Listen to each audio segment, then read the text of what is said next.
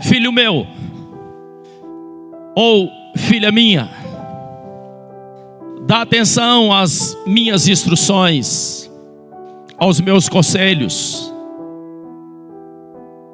Aos meus conselhos, inclina os teus ouvidos.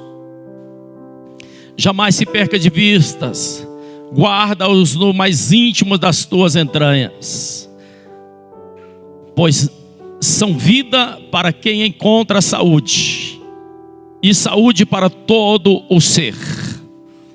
Acima de tudo, o que se deve preservar, guarde o íntimo da tua razão ou do teu coração, pois é a disposição do coração que depende, preste atenção, pois é da disposição do coração que depende, o quê?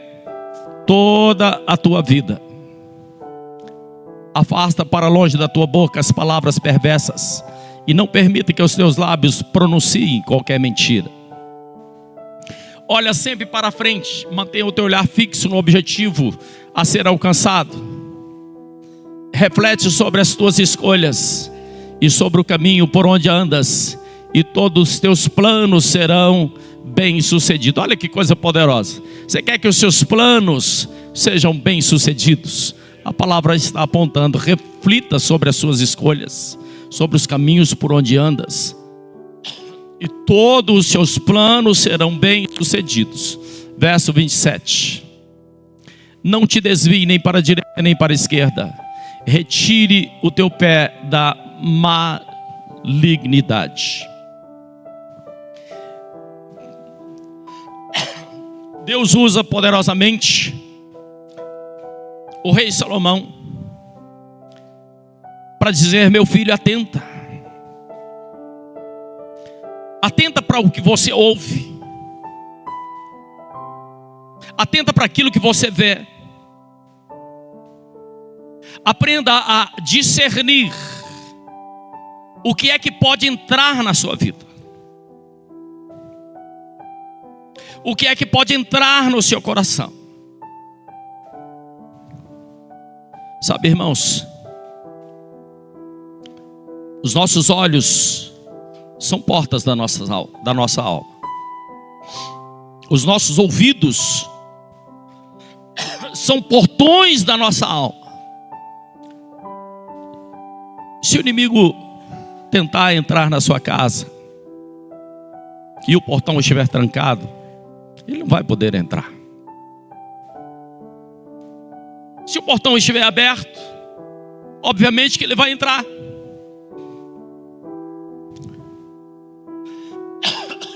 Por isso, nós temos portões do ouvir e portões do ver. O que é necessário? Necessário o discernimento.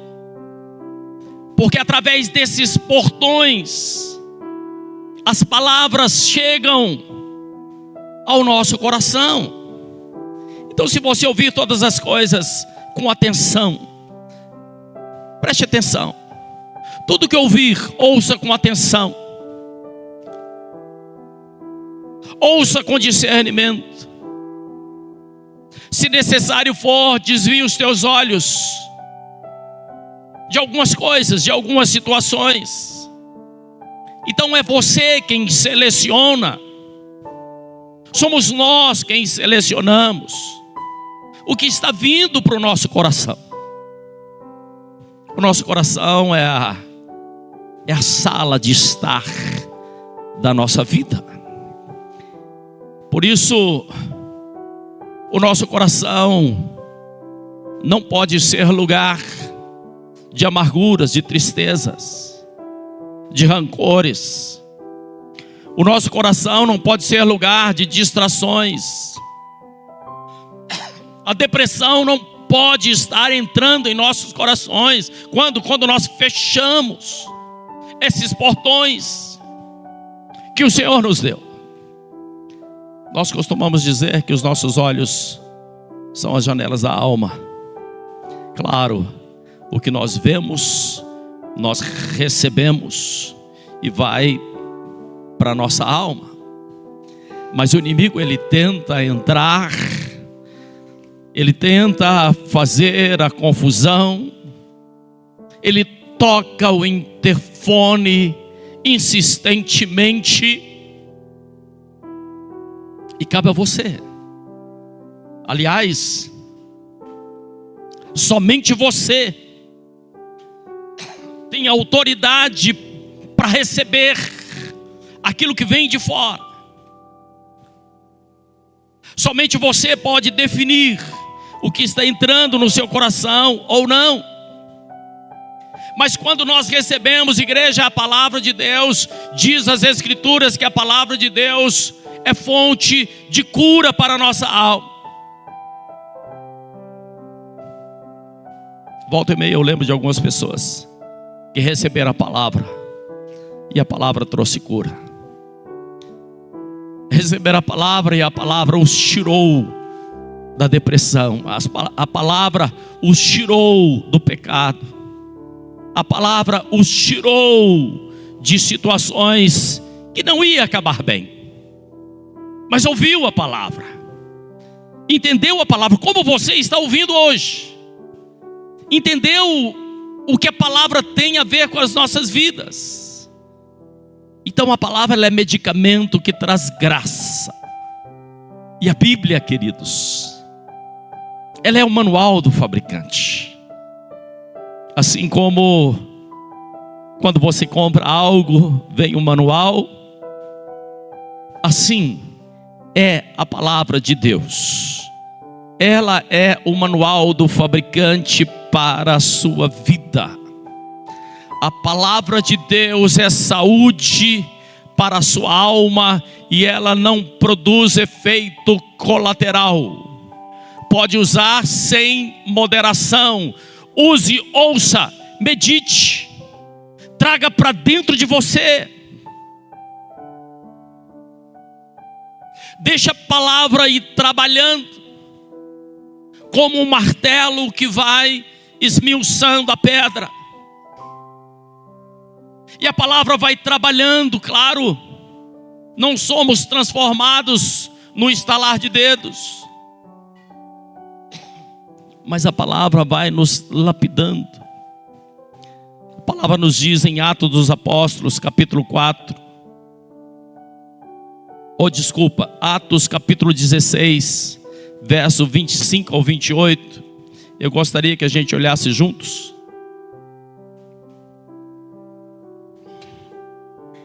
Atos 16, 25 a 24. Por volta da meia-noite, Paulo e Silas estavam orando e entoando hinos de louvor a Deus, enquanto os demais presos ouviam. Preste atenção. Paulo e Silas estavam pregando o evangelho e foram aprisionados porque estavam pregando o evangelho. Acontece que naquela cadeia fétida, naquela cadeia horrível, naquele escuro, diz a palavra que era por volta da meia-noite. Os dois haviam apanhado muito, mas ao invés de murmurar, eu gostaria que você entendesse isso. Ao invés de reclamar daquela situação, diz a palavra que eles estavam orando e entoando hinos de louvor a Deus. Olha que coisa poderosa, igreja. Na dificuldade, ore, entoe hinos de gratidão. E aconteceu algo tremendo. Os demais presos ouviam. O verso 26 diz assim: de repente aconteceu um terremoto que foi tão violento que os alicerces da prisão foram abalados, e no mesmo momento todas as portas se abriram e as correntes que prendiam todos se soltaram. Vamos ler apenas até aqui. Preste atenção. Ao invés de murmurar, ao invés de pronunciar palavras ruins, eles estavam glorificando, eles estavam enchendo o seu coração da palavra de Deus, cantando hinos de louvor ao Senhor. Então, a falta de adoração e louvor a Deus tem levado muitas pessoas a perderem o seu propósito, a perderem a razão de viver. A falta de adoração, a falta de oração tem aprisionado vidas. Mas nós não fomos nascidos, nós não nascemos para sermos aprisionados. Pelo contrário, nós nascemos para sermos livres, e livres em Cristo Jesus. Por isso que o Senhor diz assim: vós sereis as minhas testemunhas em todos os lugares da terra. Não, querido, nós não seremos os advogados de Deus. Ele não precisa de advogado. Nós seremos testemunhos, aqueles que testemunham o que Deus está fazendo. As pessoas olharão para a sua vida e dirão: grandes coisas o Senhor tem feito na vida desse homem. Grandes coisas, Deus tem prosperado, Deus tem abençoado. Essa família mudou o rumo. Por quê? Porque nós ouvimos a palavra. E a Bíblia diz que a fé ela vem pelo ouvir. Ouvir o quê? Ouvir a palavra. Quando nós ouvimos e recebemos, irmão, a palavra aqui, olha, no nosso coração, a realidade muda. Mas tudo entra pelos ouvidos ou pelos olhos, depois chega ao coração. E assim como nós todos os dias nos alimentamos, senão nós nos tornamos pessoas fracas fisicamente, nós alimentamos também do pão nosso de cada dia. Esse pão é a palavra de Deus. Não deixe de receber a palavra de Deus. Não deixe de meditar de dia e de noite aquilo que Deus está falando ao seu coração. Por quê? Porque sem o alimento diário você acaba se enfraquecendo. É terrível quando alguém se enfraquece. Quando alguém se enfraquece, primeiro ele fica distante das coisas de Deus, depois ele se afasta, depois ele adoece espiritualmente e depois ele se desvia dos caminhos do Senhor. Então a sua vida espiritual é algo muito sério. A nossa vida espiritual precisa ser alimentado no dia a dia. Mas diz a palavra, de tudo que deve guardar. Preste atenção. De tudo que você deve guardar. O que é que você deve guardar? Seu dinheiro, seus bens. Mas de tudo o que você deve guardar, o mais importante é o seu coração. Fala para quem está do seu lado, seu coração é o mais importante. Por quê? Diz aqui a palavra que é dele que procedem. É do nosso coração que procede a vida. E o inimigo sabe disso. Alguns dias atrás, vivemos uma situação terrível na nossa cidade. Uma garotinha de 14 anos teve o seu coração perfurado por uma faca. O inimigo sabia que aquele lugar é o lugar vital. Aquela menina perdeu a vida. E não apenas ela, como os seus parentes e os parentes daquele também que tiraram a vida daquela menina. Mas o inimigo foi exatamente, não foi na perna, não foi no braço. Onde ele foi? No coração. O inimigo, querido, ele tenta te atingir no coração. Ele tenta destruir você. Quando você abre as janelas dos seus ouvidos e vem palavras que te deixam para baixo. E vem palavras que te deixam destruído. Você já recebeu uma palavra e ficou completamente destruído? Olha, hoje eu ouvi algo que eu não gostaria de ouvir. É curioso, uma palavra é capaz de deixar uma pessoa triste, para baixo. Por quê? Porque a palavra entrou. Por isso que Jesus diz: guarda o teu coração. E talvez você pergunte, mas o que é o coração? É um músculo que bate? Sim, mas não apenas isso. O nosso coração é um lugar de privacidade. A sua mente e o seu coração precisa ser guardado. O Novo Testamento foi escrito na língua grega. Foi escrito também no hebraico, mas perdeu-se.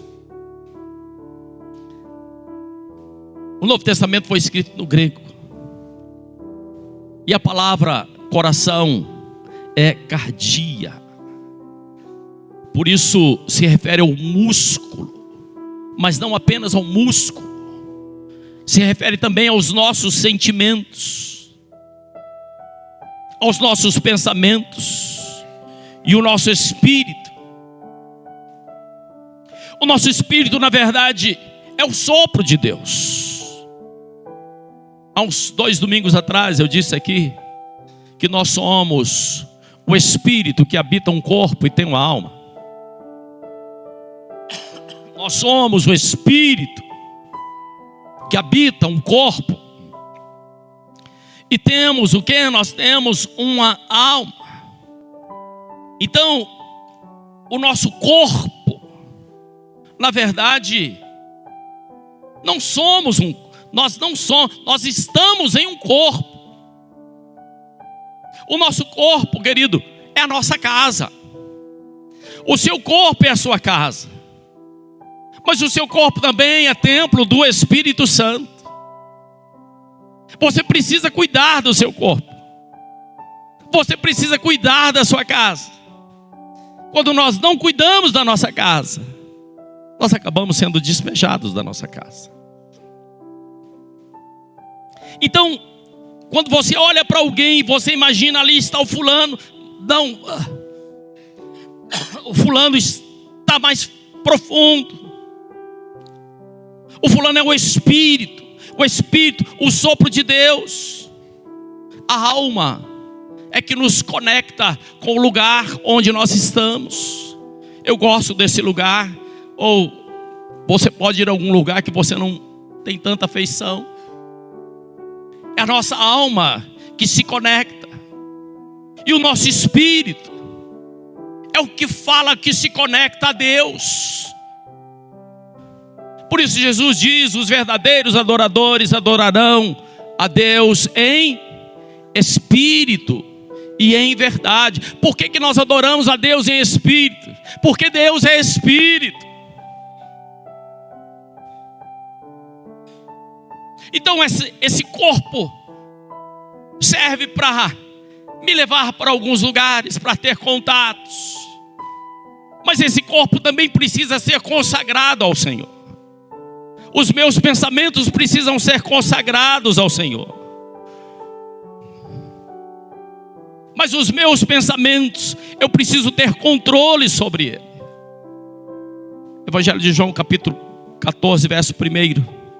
Jesus diz assim: não turbe o vosso coração. Não deixe seu coração ficar desesperado. Crede em Deus, Jesus diz, e crede também em mim. Portanto, é você quem permite. O rei Davi entendia isso e ele diz assim: porque está perturbado a minha alma dentro de mim. E o próprio rei Davi, ele responde: espera em Deus, confia em Deus. Por isso, se você guardar o seu coração, Deus guarda todas as outras coisas da sua vida. Preste atenção, igreja. Quando Deus criou o homem e veio a maldade, diz, gostaria que a gente olhasse Gênesis capítulo 6, verso 5. Veio as coisas ruins no nosso coração. Gênesis capítulo de número 6, verso de número 5. Contudo, o Senhor observou a perversidade do ser humano havia crescido muito na terra. E toda o quê? A motivação das ideias, que provinha de onde? Do seu coração, das suas entranhas, era sempre e somente inclinada à prática do mal. Às vezes nós olhamos as pessoas, nós olhamos para o mundo, perguntamos: meu Deus, por que tanta guerra? Meu Deus, por que tanta fome? Meu Deus, por que tanta destruição? Por quê? Porque os pensamentos malignos entraram no coração do homem. Diz a palavra que vieram das entranhas, e a Bíblia diz que Deus se arrependeu de ter criado o homem.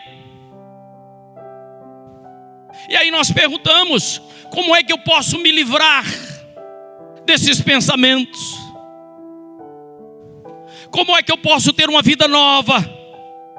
O que é necessário que eu faça para que Deus faça coisas novas em mim? Para que Deus mude o rumo da minha história? O que é necessário, querido, é nascer de novo. É permitir que o próprio Senhor venha soprar sobre você, venha te dar o fôlego de vida, e a partir daí começar a viver com a sua vida baseada nas Escrituras. A vida baseada nas Escrituras vai mudando a nossa forma de pensar. A vida baseada nas Escrituras vai mudando a sua forma de pensar. E eu sempre repito: se você mudar a sua forma de pensar, você vai mudar o quê? A sua forma de agir. Se você mudar a sua forma de agir, os resultados vão ser diferentes, totalmente diferentes. Isaías 52, verso 2. Isaías 52, verso 2. Dá para colocar no telão, filha? Isaías 52, verso 2 diz algo interessante. Eu gosto muito dessa passagem. Diz assim: sacode o pó que está sobre você. Essa palavra fala de atitude. Sacode o pó. Tome uma atitude. Ergue-te e assenta-te, ó Jerusalém. Hoje a palavra é comigo e é com você. Assenta-te, ó Jerusalém. Liberta-te das correntes do teu pescoço, ó filha de Sião. Essa palavra fala em uma postura resignada, fala em uma atitude. Tomar, irmão, uma atitude. Levanta, sacode a poeira, dá a volta por cima, recomeça do zero se necessário for, mas não fique da forma que você está, diz a palavra de Deus. Atitude.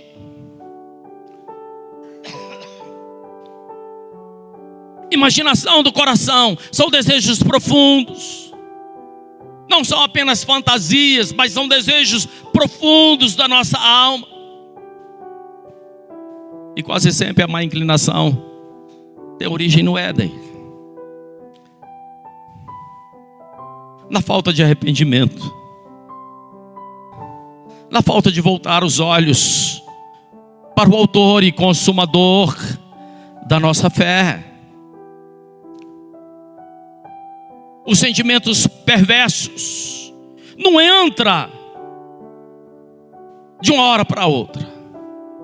Eles vão entrando devagar. Um mau pensamento, e vai criando morada, e vai fincando as suas raízes. Então o seu coração, os seus olhos, a visão da sua imaginação. Gênesis 2:7 diz que quando Deus formar é criar, é imaginar algo e apertar entre os dedos e criar algo. Então nós fomos formados por Deus, nós fomos criados por Deus para a honra e glória e louvor do seu nome.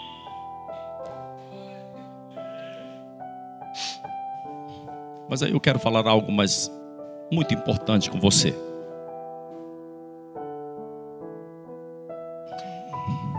Eu quero falar sobre oração. O que é oração? Como é que você ora?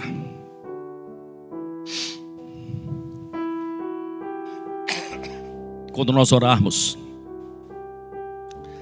na verdade, são palavras que proferimos, mas não deve ser apenas as palavras. Nós precisamos usar o nosso coração devemos usar a nossa imaginação. O que é que nós vemos quando nós oramos? Ou será que a nossa oração tem sido um monólogo? Falamos com Deus, não esperamos Deus responder. Então a nossa oração, conforme diz Joel 2:28, diz que os jovens terão sonhos e os velhos teriam visões. Isso fala de imaginação. Como é que nós oramos? Como é que nós enxergamos a nossa casa? Como é que você enxerga o seu filho? Como é que você enxerga situações difíceis? Será que você continua vendo a situação difícil, perdurando, permanecendo? Não, a sua oração está equivocada. Quando orarmos com a nossa imaginação, precisamos ver a cura, a libertação, a mudança, a transformação através das nossas palavras. Então, na verdade, nós estamos usando a nossa mente, a nossa alma, nas nossas orações. O que é que nós estamos vendo? Eu gosto muito de uma história de Jacó com o seu tio Labão. Nome feio, né? Labão, né? Esquisito. Parece babão, né? Foi o seguinte: Jacó, seu tio era um trapaceiro. Todo jeito que Jacó fazia, o tio tentava passar a perna nele. Chegou um determinado momento que o tio de Jacó disse assim: Jacó, você continua trabalhando para mim, e as ovelhas malhadas, as que tiverem listras em seu corpo, essas serão suas. Claro, era difícil. As ovelhas são brancas ou são pretas? Normalmente são branquelinhas. Olha, mas só as malhadas serão suas, tá bom? A próxima cria. Olha que coisa fantástica. Jacó falou assim: tudo bem, não tem outra alternativa mesmo. Jacó pegou varas e arrancou a casquinha assim, ó, fazendo um risquinho na vara. Outro risquinho. As varas ficaram cheias de risquinho. Arrancou a casquinha para as varas ficarem como se estivessem malhadas. E colocou na nascente, onde as ovelhas bebiam água. Olha que coisa impressionante. Olha a imaginação de Jacó. E certamente as ovelhas bebiam água e olhavam para aquelas varinhas. Sabe o que começou a acontecer? As ovelhas começaram a nascer listradinhas. Vocês estão entendendo o que eu estou falando, irmãos? Elas começaram a nascer listradinhas. Por quê? Porque as ovelhinhas estavam olhando. Quando você ora, o que é que você vê? Você vê o resultado ou você vê o problema? Muitas pessoas estão orando, olhando o problema, e o problema vai continuar. Quando Deus viu que a terra era sem forma e vazia, Deus não disse: está tudo escuro. Deus disse: haja luz. Ele expressou aquilo que ele queria ver. Não foi aquilo que estava acontecendo. Eu não sei se eu estou falando com você, querido. Você está expressando aquilo que você quer ver, aquilo que você deseja, que você almeja. Ou nas suas orações, você está expressando aquilo que você está vendo. Se você expressa aquilo que você está vendo, vai continuar do jeito que você está vendo. Deus faz comparações. Deus quer que você use a sua imaginação. Eu gostaria que vocês colocassem no telão o Salmo 1. Como eu sou apaixonado por esse salmo. Não é à toa que ele é o salmo de número 1. Salmo 1 diz assim: bem-aventurado, abençoado com felicidade é o homem que não segue o conselho dos ímpios e não deixa influenciar pelas condutas dos pecadores e nem se assenta na reunião dos zombadores. Ao contrário, a sua plena satisfação está onde? Na lei do Senhor, e na sua lei medita de vez em quando. Não, medita de dia e de noite. Aí preste atenção, olha o verso 3. A pessoa que não se assenta no caminho dos pecadores, que não se detém na roda dos pecadores, não se para no caminho dos escarnecedores, dos zombadores, e tem antes o seu prazer na lei do Senhor, como é que vai ser essa pessoa? Será como uma árvore plantada. Deus está comparando você a uma árvore. Deus está usando imaginação. Deus diz que você vai ser como uma árvore plantada, não no lugar seco, mas junto ao ribeiro de águas. Isso significa que a sua situação pode ser a pior possível, mas você é uma planta, você é uma árvore plantada junto ao ribeiro de água, porque na estação própria você vai dar o fruto. Diz a palavra de Deus, no tempo apropriado as suas folhas não vão murchar, e tudo o que você realizar vai...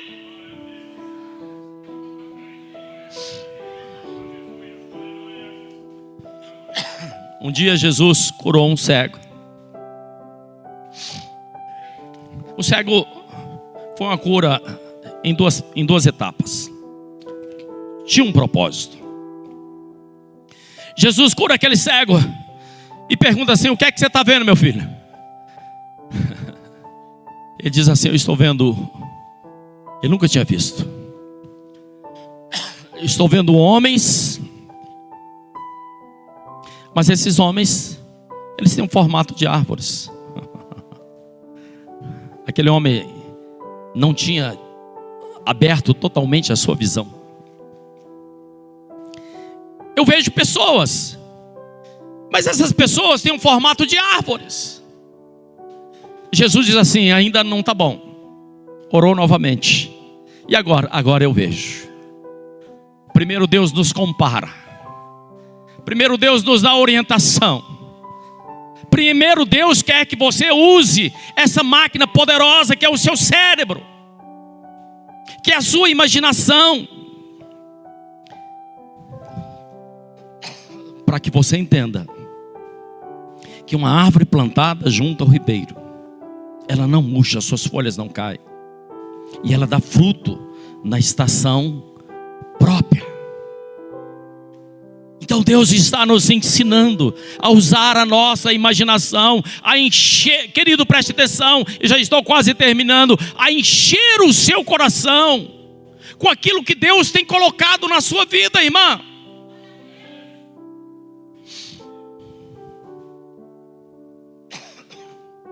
A palavra diz em Mateus 12, verso 34, que eu confesso, preciso colocar no telão não, que eu confesso com a boca. Eu confesso com a minha boca. O quê? Aquilo que está aqui dentro. Primeiro está aqui dentro. Depois que tem algo no seu coração, aí você confessa com a sua boca. Você está expressando aquilo que já está dentro do seu coração. Então, a palavra de Deus, ela precisa ouvir até que ela crie uma forma dentro de mim. Será que eu fui claro no que eu disse? Então, até que ela se torne uma realidade, até que eu enxergue com os meus olhos espirituais aquilo que Deus está fazendo. Por quê? Porque diz que as coisas boas vêm do coração.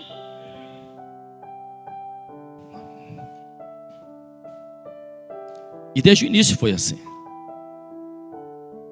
Quando a serpente chega para Eva e fala assim: ô Eva, olha aquela fruta lá. A Bíblia diz que ela viu que era boa de se comer, não tinha experimentado ainda. Curioso, ela não havia experimentado, mas ela viu que aquela árvore é boa. Mas como é que ela viu que a árvore é boa de comer? Ela não tinha experimentado. Ela imaginou: deve ser boa, pela vista deve ser boa. Quando Deus dá uma ordem a Abraão para que ele percorresse toda uma terra, que ele olhasse toda uma terra, que ele colocasse os pés sobre aquela terra. Deus disse que daria essa terra como herança. Abraão, na verdade, ele entrou para a sua tenda e ele começou a ver aquela terra com o seu coração. Essa seria a terra da sua conquista. Ali cresceria a sua descendência.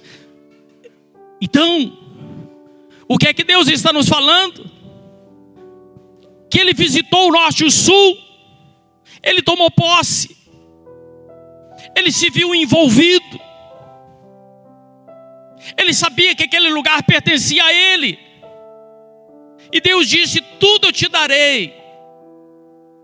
E ele ergueu um altar, ele começou a orar ao Senhor por aquela terra.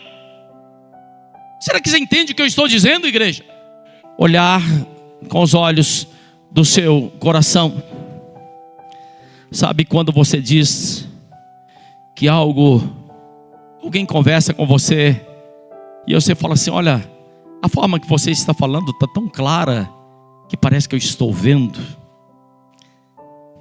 É isso que Deus quer de cada um de nós.